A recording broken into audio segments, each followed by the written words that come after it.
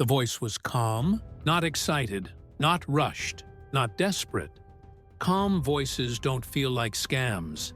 They feel like authority. It came through late in the evening, when the day was already done and defenses were low. A missed call at first. Then a voicemail. The accent was American, soft, confident, familiar in a way that made the listener feel they should already know who it belonged to. The message was brief. There was a project, a confidential one, and they had been recommended. In Hollywood, that sentence carries weight, because recommendations are currency. Jobs don't always come from auditions or job boards. They come from names whispered between assistants, managers, and producers who never put anything in writing. And when a voice sounds like it belongs in that world, you listen. Within minutes, the call was returned. The voice picked up immediately, as if it had been waiting. The caller introduced themselves as a powerful producer. Sometimes they used one name, sometimes another. Always someone important. Always someone real. They spoke about budgets in the millions, about schedules that were tight, about secrecy that was non-negotiable. This was how serious projects worked, they said. No paper trail, no leaks, no mistakes. Then came the question that hooked everyone. Are you available? To understand why this worked, you have to understand Hollywood. From the outside, it looks glamorous, loud, public, full of red carpets and flashing cameras. From the inside, it's quiet, fragmented, and built on fear. Fear of missing out, fear of being replaced. Most people in the industry are freelancers. They live job to job, project to project, month to month. And opportunities don't arrive with contracts first. They arrive as conversations. A makeup artist might get a text that says, "Can you talk?" This ambiguity isn't suspicious. It's normal.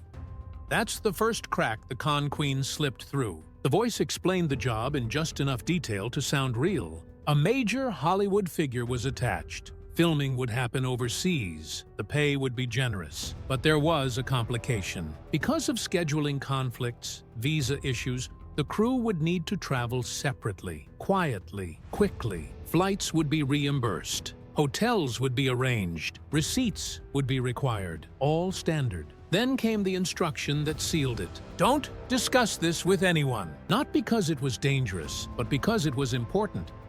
That line didn't raise alarms. It raised status. The first victim bought a plane ticket to Indonesia for the production, believing they were on the verge of a career-defining moment. They reviewed portfolios. They imagined the introduction on set. When they landed, instructions followed. A hotel address, a meeting time, a request to wait. And so, they waited. Hours at first, then a day. The voice checked in occasionally, always reassuring.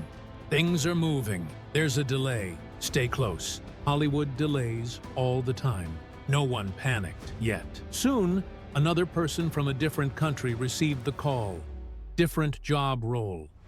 From the same voice, same authority, same secrecy.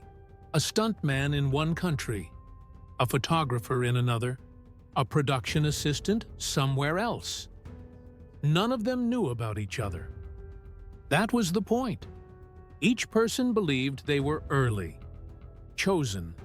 This wasn't a scam built on stupidity. It was built on professional trust. The voice didn't ask for money directly. It asked for commitment. Buy the ticket, book the hotel, be ready.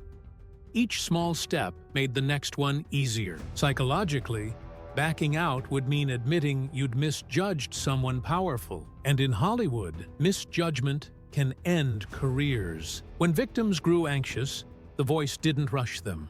It slowed down. It reassured. It used phrases only insiders used. Above the line. Locked picture. Back-end points. Language creates legitimacy. And the con queen spoke it fluently. Eventually, someone ran out of money. Hotels demanded payment.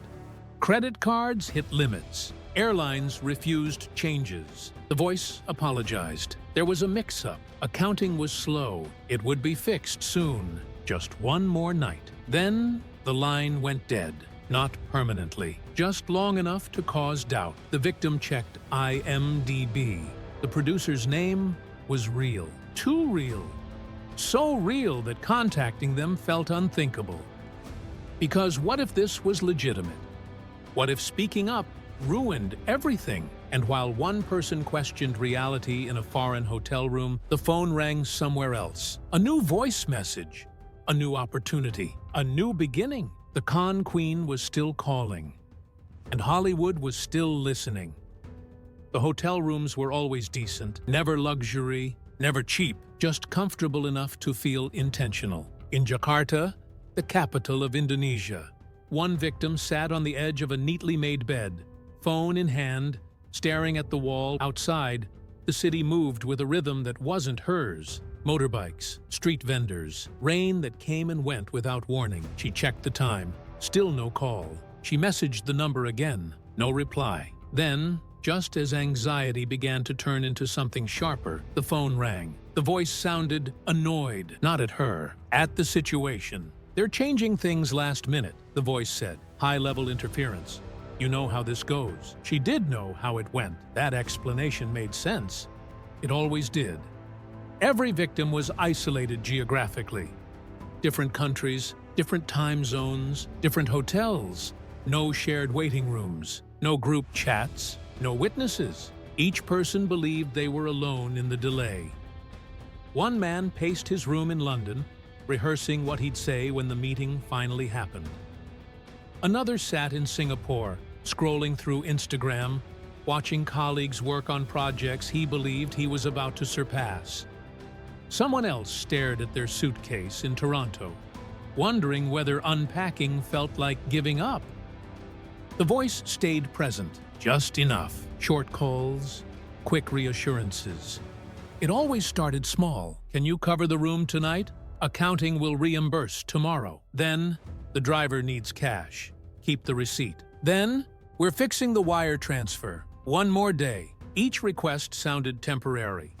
Each expense sounded refundable. And by the time the sums became uncomfortable, the victims were already invested. Financially, emotionally, psychologically. This is where the trap tightened, because once someone spent too much, admitting doubt became dangerous. Who wants to tell their family they flew across the world on a phone call? Who wants to tell colleagues they trusted a voice with no paperwork? Who wants to admit they might not be chosen? They might be fooled. So they stayed, they waited, they trusted. But something subtle began to change.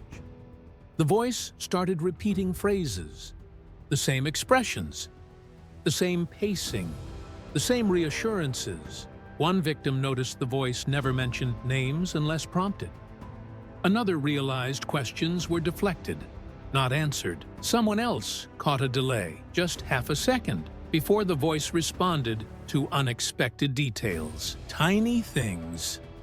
But tiny things matter when everything else is quiet. It happened by accident. A bored evening, a tagged photo, a comment left without much thought. "Wait, are you also waiting on a project?" The reply came quickly.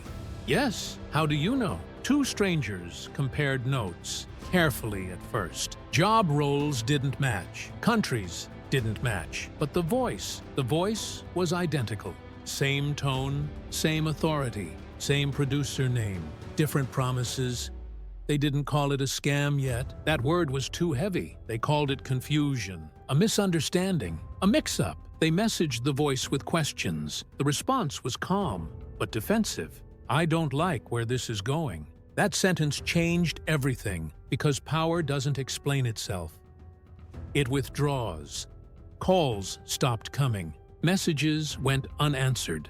Numbers went dead. The voice, the thing that had controlled weeks of their lives, vanished. And in hotel rooms across the world, reality settled in. Not with rage, with nausea. People didn't scream. They sat, they stared, they calculated losses, flights, hotels, missed work, savings drained quietly. Some cried, some felt numb, some laughed, not because it was funny, but because the alternative was unbearable.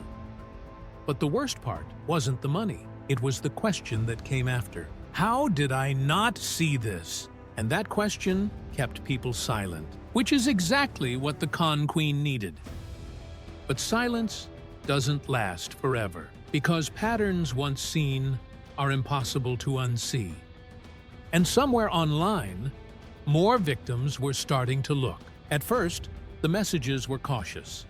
No accusations, no conclusions, just questions, phrased carefully, as if the truth might disappear if spoken too loudly. Did your producer mention a delay? Were you told not to contact anyone else? Did they ask you to cover expenses temporarily? The replies came back slowly. Then, all at once.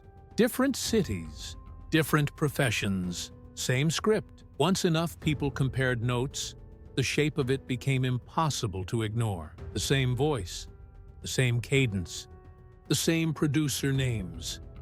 But the timelines overlapped, which meant the impossible was true. One producer was apparently running multiple secret projects in multiple countries at the same time, with different crews who were all told they were the only ones. That's when the word scam finally appeared. And once it did, everything before it rearranged itself. The secrecy wasn't professionalism, it was containment. Someone suggested a forum. Someone else suggested Reddit. A private group formed. Then another. Then a spreadsheet. Names, dates, locations, losses. As the list grew, something unsettling happened. The scam wasn't recent. It had been running for years. Victims realized they hadn't been unlucky. They'd been part of a system. The voice had refined its technique over time. Early victims lost less money, but just enough to stay quiet. Later, victims were pushed harder, longer. The con had evolved. Listening back to saved voicemails, something eerie emerged. The voice didn't just sound confident. It sounded practiced, controlled. Like someone who had learned, through repetition, exactly how long to pause before answering, exactly how to sound irritated without being hostile, exactly how to project power without raising volume. One victim described it simply. It felt like talking to someone who had already decided what you were going to do. The accent mattered. American, educated, industry native. Hollywood runs on accents. Sound right, and doors open. Sound wrong, and questions start. The con queen never sounded wrong. This came up again and again. Why didn't anyone record the calls? The answer was simple. No one records power. You record threats. You record harassment. Eventually, someone did what everyone else avoided. They contacted a journalist, not the police, not a lawyer, a reporter. Because reporters don't ask why you fell for something, they ask how it worked. The reporter listened, asked for timelines, requested voicemails, compared details, and then said the sentence that shifted everything. You're not the only one. Once journalists began calling agents and studios, reactions changed. Phones went quiet. Emails got shorter. No one denied knowing the names involved. They just denied involvement. Because everyone knew how this industry worked, and everyone knew how believable the scam was. Victims didn't feel relief yet. They felt exposed, because now their stories were public. And public stories invite judgment. Why did you pay? Why didn't you check? Why didn't you speak sooner? But those questions missed the point. The scam didn't work because people were foolish. It worked because it understood the system better than the people inside it. What if the voice never stopped? What if it was still calling others? What if the scam wasn't over, just invisible again? That fear pushed the group forward. They wanted answers, not refunds, not revenge, answers. And answers meant finding the voice, not metaphorically, literally. Finding a voice sounds impossible. Voices disappear the moment a call ends. They leave no fingerprints, no addresses, no faces. But they do leave patterns, and patterns can be followed. Someone noticed something small, too small to matter on its own: food delivery. One victim, stranded and broke, had been told by the voice to order something and relax. Minutes later, a delivery arrived, paid for by the caller. That detail lingered, because food apps track locations. Investigators began asking questions that hadn't been asked before. Where were these calls really coming from? What IP addresses were involved? What services were being used? The scam wasn't supernatural. It was technical. The con queen used VoIP calling services, number spoofing, temporary email accounts, messaging apps routed through multiple regions. Sophisticated? Yes. Perfect? No. Every system leaves residue, logs, metadata, timestamps, and when enough data points overlap, something starts to emerge. It happened during a longer call. One victim stayed silent longer than expected. The voice filled the gap. Too much. The accent wavered, just slightly. Not enough for most people to notice. Enough for someone listening closely. Later, when the voicemail was replayed side by side with another, the difference was clear. The cadence was the same. Someone was working harder to sound American. In 2020, authorities made their move. A man was arrested in Manchester, England. His name was Hargobind Tahilramani. He had lived under multiple identities, multiple passports, multiple stories.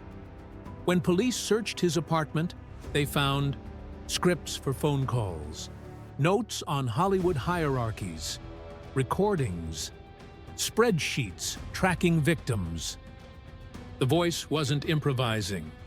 It was performing. The con queen wasn't a queen. The voice that sounded powerful, confident, female and American, belonged to a man who was none of those things. For many victims, this was harder to process than the scam itself, because it meant something uncomfortable.